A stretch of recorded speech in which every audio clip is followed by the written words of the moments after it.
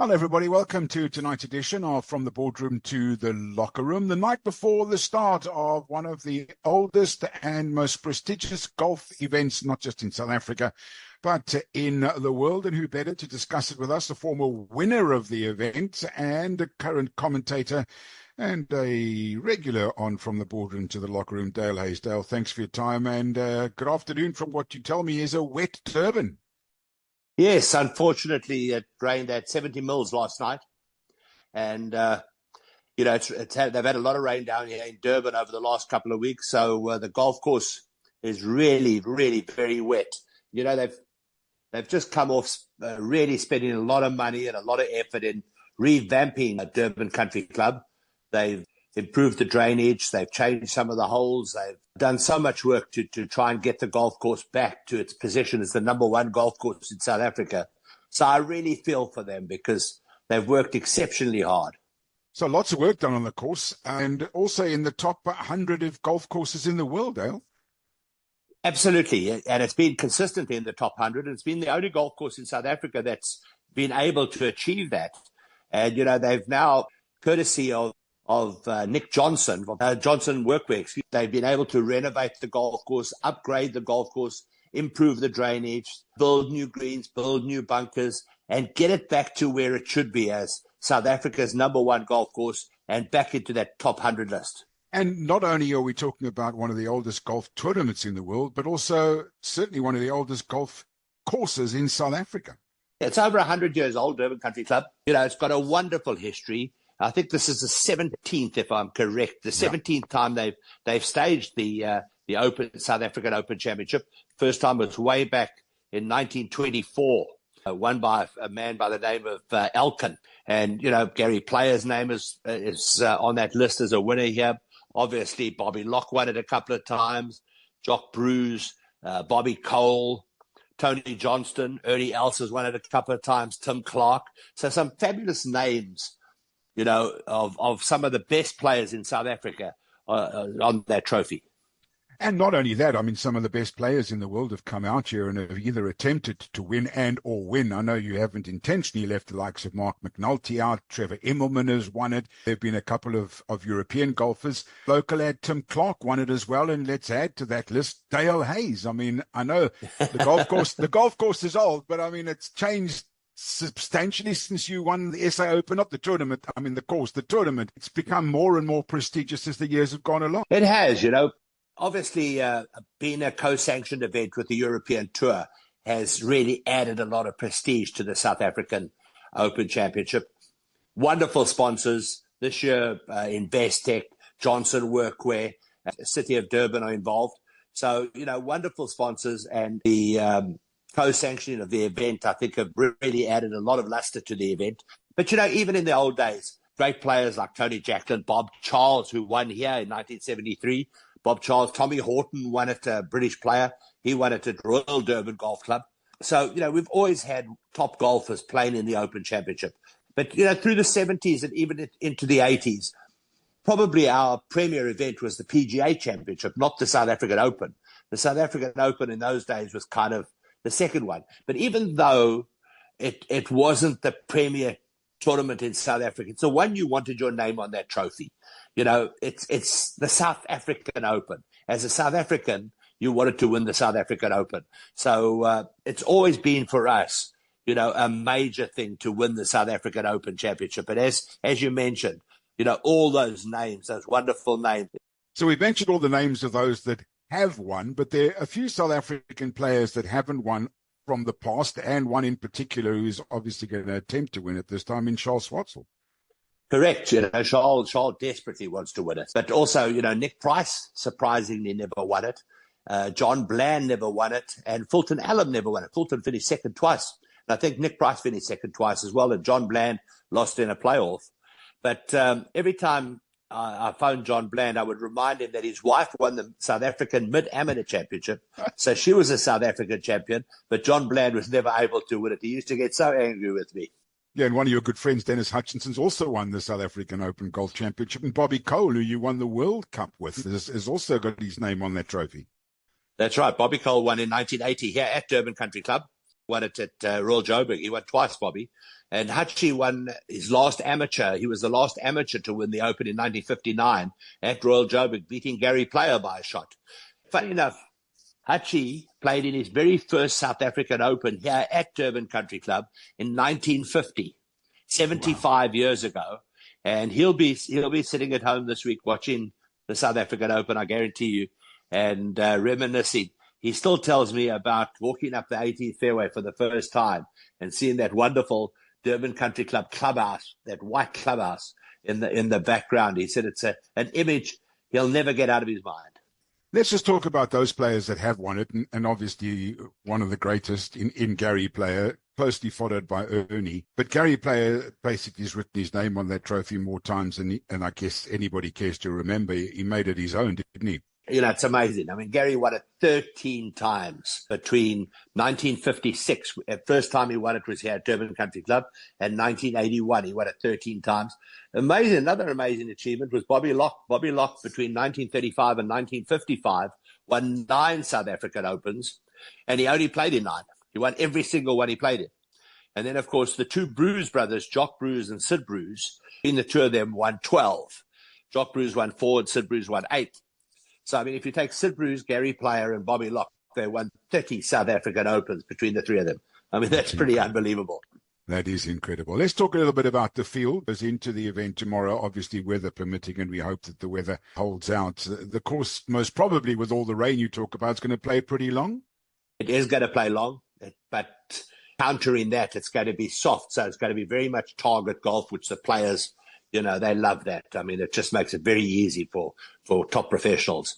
You know, they can just hit at the flag and the ball will stop very quickly. It makes the fairways wider because the ball doesn't run out of fairway. So it really does make the golf course easier. They'll have to have placing on the fairways because, you know, the balls pitching on the fairway will get mud on the ball. So they'll have to have placing. The field is fantastic. You know, you've got Dean Burmester, who won last year. Brandon Grace is playing. Charles Swatzel, you mentioned a little earlier, he's playing. We've got Dylan Fratelli, who's a wonderful player, has had lots of success, won all over the place.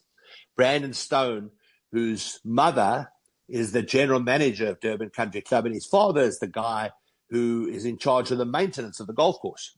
So, you know, Brandon knows the golf course really well. And then Jacques Kruiswijk, who won last week in the magical Kenya Open, he's teed it up. So, you know, a lot of top South Africans. Vulcan Inhaber, who played so well at Fancourt a couple of weeks ago, he won by 7 shots. And then, of course, you've got, you know, the international fields.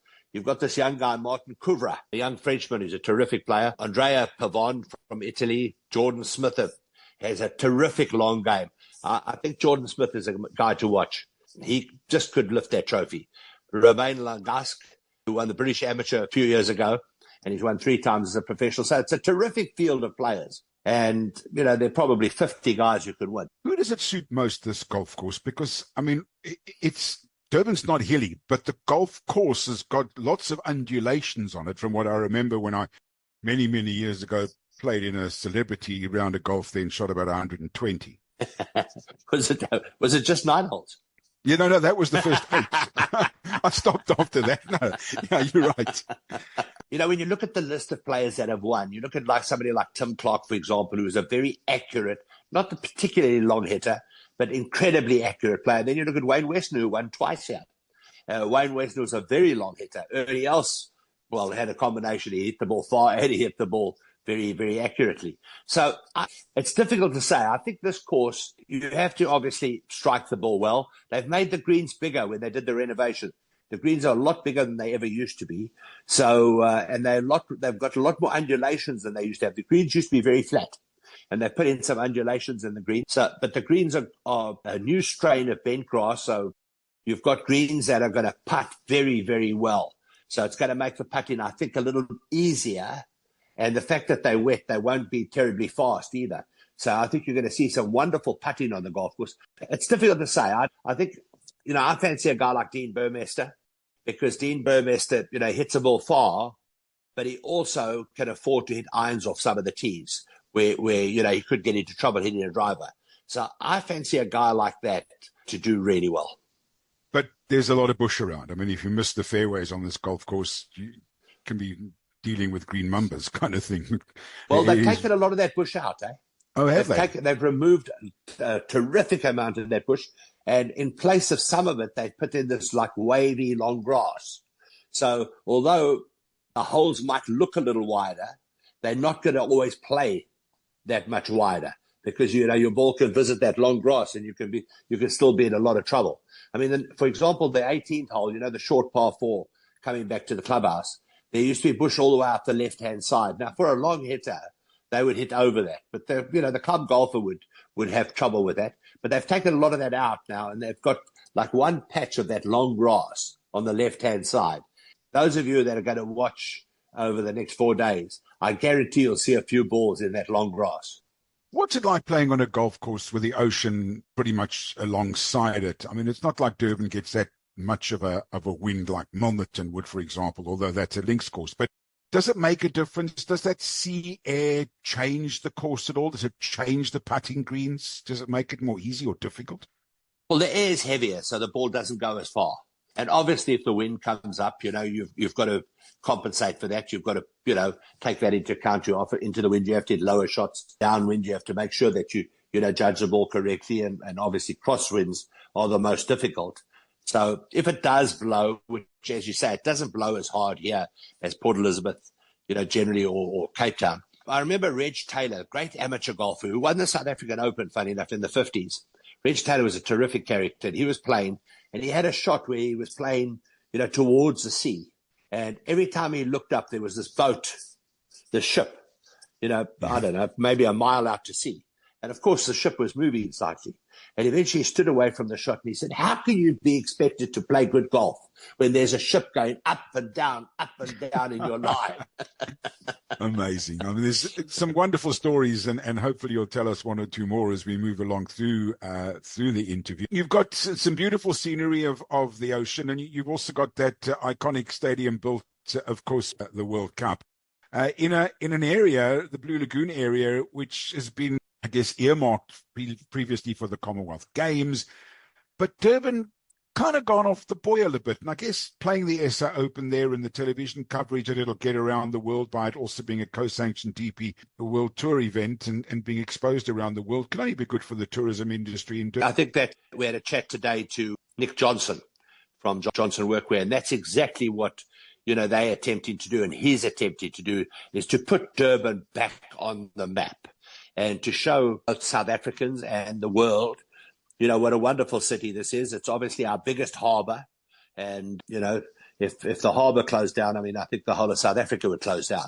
So, they want to show off Durban. And, since the last time I was in Durban, I cannot tell you how much this town has improved, how clean the streets are, how many people you see working out on the streets. The roads have been repaired.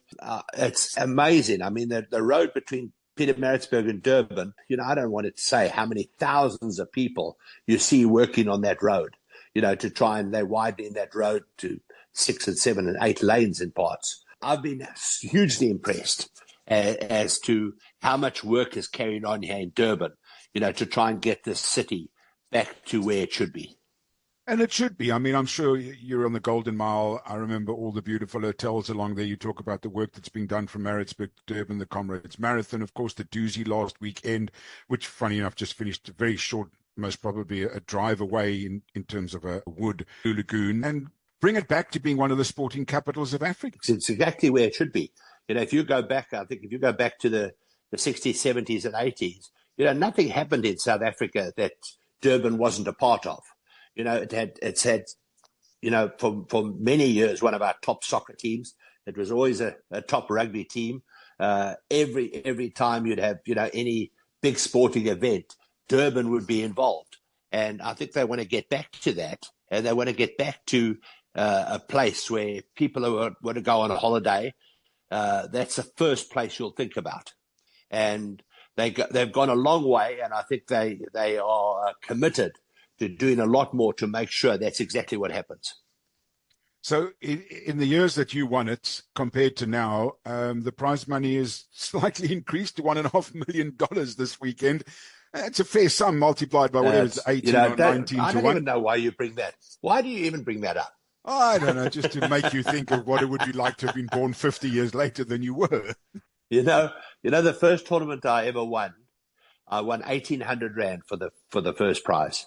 Wow. And so I mean, but to put it into context, a couple of months later, I went and bought my first motor car, and the car cost me 1,800 rand.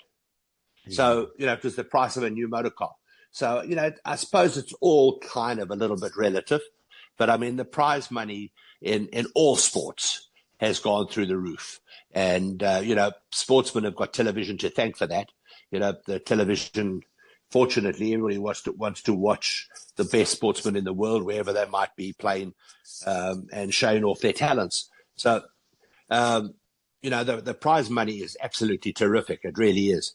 And the winner is not only going to get his name on that trophy, which I must tell you lasts forever. And quite an interesting thing. Tony Johnson today said one of the things he's most proud of was being made an honorary life member of Durban Country Club. Now, he's never, ever mentioned to me how much money he ever won for any tournament that he won. That was one of the proudest things for him. You're listening to the edition of From the Boardroom to the Locker Room. We'll have more for you after these. Hey, Unique Tribe, ready to unlock new insights with family, relationships, and business constellations with our monthly workshops. Join us on Saturday, 1st of March 2025 in North Cliff, Randburg. We will send the address when you book. The session runs from 1 p.m. to 5:30 p.m. It's 850 to constellate and 250 to participate, with beverages included. Connect with at King Siladi, at Igna Luminescence, and at Unique Yet Connected for an afternoon of transformation. Book your spot now. Call 079-913-4934 or email innaluminescence.kinga@gmail.com. Spaces are limited, so don't wait. Secure your place today. See you there. But amazing that you say you won 1,800 rand, but if you equated it in those days, it was most probably what, $3,000 or $4,000, the way the exchange rate has changed as it has now. Del, let's just talk a little bit, if we can. And I've seen an article that you have written and a podcast that we did here on our show with golf courses in and around South Africa. This is an iconic golf course, 100 plus years old, but there's certain golf courses in this country that are desperately struggling to not only stay alive financially, but also are people are attempting to rezone them for properties and middle to low cost housing. How does golf combat this? Well, I think firstly, some of the people that are calling for these things to happen, aren't that well informed. So, sometimes there are properties that they are looking to rezone and everything like that really aren't ideal for what they're talking about, which is, maybe low cost housing or whatever developments they're looking at. And some of the areas, they might have a river going through it. I know the one particular golf course has both water issues and has a train line going through it. So it's not the best piece of ground to go and do a development on. And I think they could, if they just looked a little bit harder and took their mind off the fact that the perception of golf is it's a rich man's sport. Well, they must also look at the fact that they take it away something that works. A golf club in Johannesburg, Durban, wherever it might be, Cape Town, Port Elizabeth, Bloemfontein, they employ a lot of people. They pay a lot of taxes. They provide a green belt to the area. And, it's something that attracts people from overseas to come out here and spend a lot of money. Durban Country Club now, with the new golf course and the publicity it's going to get now, I can't even put a number to it, but this will draw people from all over the world to come and play golf in South Africa. And I guess it's also... Sorry, go on. I certainly can't measure how much money that's worth. But, if they want to go and build low-cost housing, they can find another piece of ground. I've just driven from Pretoria to Durban on Tuesday morning, We have so much ground in this country. There is other ground that they can be using.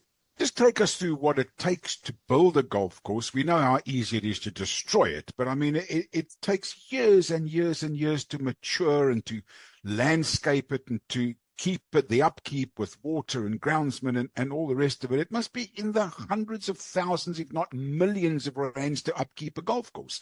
Absolutely. It costs, a top golf course, the maintenance cost would be in excess of, it'd be around R1 million a month for a top golf course. Now, I'm not talking about, every golf course, but I'm talking about a really top golf course. For an average golf course, anywhere from $500,000 to R1 million a month. And that includes obviously machinery and salaries and everything like that.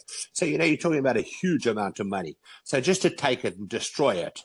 And, I always come back to Huddle Park in Johannesburg, where some guys, they showed some interest in doing a development there, and somebody got ahead of himself and went and spoke to the council, and the council closed the golf club, and the club was closed for 20 years. Did nothing, just lay there for 20 years. It was ridiculous. And all because somebody, got greedy and thought he could make a buck. And, they ruined a place where hundreds of thousands of golfers from South Africa started to play golf over the years. And it's only now, the last few years, now started to move ahead, and they've done developments and everything like that. But it took about 15 or 20 years for anything to happen there. Now, that's what's going to happen at a lot of these other places. It's very easy to say, right, we'll close the golf course and we'll cancel the lease. But then they'll find out maybe that, there's a lot of the ground under a flood line. You can't build within 20 meters of and I don't know what the law is, okay? I'm just taking a flyer here. But you can't build within 20 meters of a railway line, and you can't get from one side of the railway track without building a bridge, and that's going to cost, 200 million rand and all this kind of stuff. They need to do their homework before they start jumping up and down about closing golf courses and closing some of the golf courses that have great history, great tradition, and attract not only South African tourism, but worldwide tourism. Yeah, absolutely. I mean, I remember the Huddle Park golf course. I played that golf course as well. I won't tell you what I shot there. I think I played the red course. I can't remember exactly which one it was. I mean, one of them was I think government officials were able to play there on a particular course. And although there was a pretty decent clubhouse, I remember we had a few interesting evenings there after. So we've spoken about the course, we've spoken about the players. What about the spectators? $150 to go and watch the SA Open, to get in to watch on this iconic golf course. I mean, hopefully we're going to have big crowds coming out. The weather's going to be good because it's going to be some of the best golfers in the world on show. Durban and Cape Town have great spectators.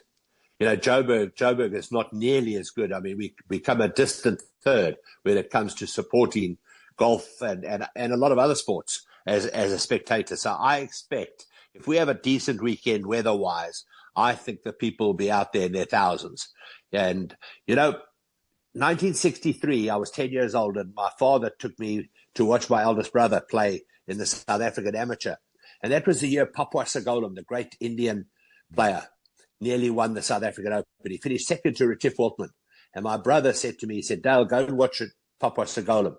He said, he's got an unbelievable short game. And I was only 10 years old, and I walked 18 holes with Papua.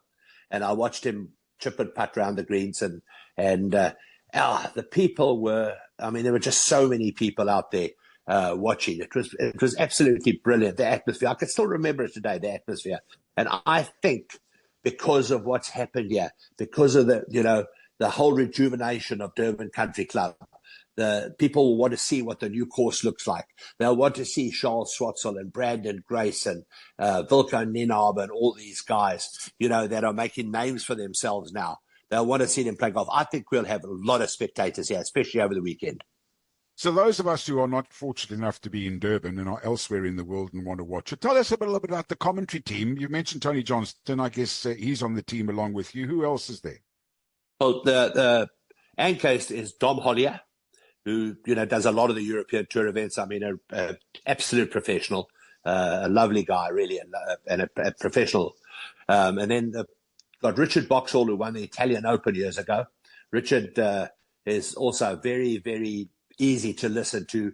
He makes it very, you could almost feel like you're sitting on your lounge chair when you listen to Richard commentate. Of course, Tony Johnson, let's hope there are a few birds and a few monkeys around. so that, I mean, I don't know anybody that's more knowledgeable. Certainly not a commentator that's more knowledgeable about animals than Tony is. Anthony Wall, another past winner on the European Tour. And then John Morgan, who does on-course commentary. John Morgan is going to be here, or is here, and myself. So, yeah, a really nice commentary team. And they've got probably the two of the best guys out doing the actual television, the proper work. Producer and the director are two absolute professionals. So, we've got a great team. And I mean, the television coverage should be absolutely wonderful. And I think the golf course is going to look spectacular on television. But we need good weather. Absolutely. We want to see this tournament go 72 holes and not be reduced as the SA Open. Del, before we leave you, last weekend, Ulrich Potgieter, who's making a name for himself at such a young age, will obviously learn from losing out in the playoff in the Mexican Open. Tell us a little bit about this kid. I mean, is he the next Ernie or Louis? I mean, is he even better, perhaps, at his age than Ernie and Louis were, and Charles and the others? I'm not sure he's better than Ernie was. Ernie was fantastic, from a very young age. Yeah. Ernie as a 13, 14-year-old was terrific. But Ulrich Potgieter, his parents moved to Australia to give him a better chance of making it in golf. Then they decided to come back to South Africa and came back a few years ago. And Ulrich straight away was put into the Golf RSA squad and was sent overseas to play in amateur tournaments, won the amateur championship. He hits the ball a million miles. I mean, he is so long, but also he hits it straight. So he's a little bit like Rory McIlroy, who is long and straight. The two best drivers I've ever seen are Greg Norman and Rory McIlroy, because both of them were able to hit the ball a long way and very straight. Before them came Jack Nicklaus, who has also had that ability. So Ulrich Potgieter has that ability. At the moment, I think he's short game. He's short. He's short irons. Maybe need a little bit more work. He's not quite as good in that department as he is in other departments. But he was terrifically unlucky at that Mexican Open. In the playoff, his playing partner hit his ball out of bounds. Yeah. Hit a tree out of bounds and came back inbounds, and then birdied the hole. So he was unfortunate. He also could have won the Nedbank. So yes. He's had two close calls. I think he's a star in the making. 4 or 5 years, I think we're gonna see us back winning major championships. So we can go back to the glory days, and hopefully, as has been in the last 7-8 years, a South African Open won by a South African golfer. Hopefully, it's on the cards Correct. Again. We don't want those overseas names on this trophy. I think we're in for a good time over the next few years. Dale Hayes, it's an absolute pleasure chatting to you as always. Enjoy the golf tomorrow. Hopefully the weather clears up in Durban and we see 4 fantastic rounds of golf on a magnificent golf course in a city that I'm so glad you're telling me, where I did live for a couple of years, is now getting back to its previous glory. As always, thanks so much for joining us, Dale. That's tonight's edition of From the Boardroom to the Locker Room. Tomorrow evening, we talk to Matthew Quinn. Now, for those of you who don't know who Matthew is, let me tell you, he, of course, was part of a 4x100-meter relay team that took silver in the World Championships and then went on to get gold because the Americans were disqualified because of a drug scandal. Well, I can tell you, he is our guest tomorrow evening, and we're talking about schools athletics and how he is putting together a program to find the best talent in South African schools on the athletics fields of the world. That's what we do right here on From the Boardroom to the Locker Room. We bring it to you from grassroots level right the way through to South African Open winners. That's tonight's show. As always, be nice to each other. Join me again tomorrow night. Bye for now.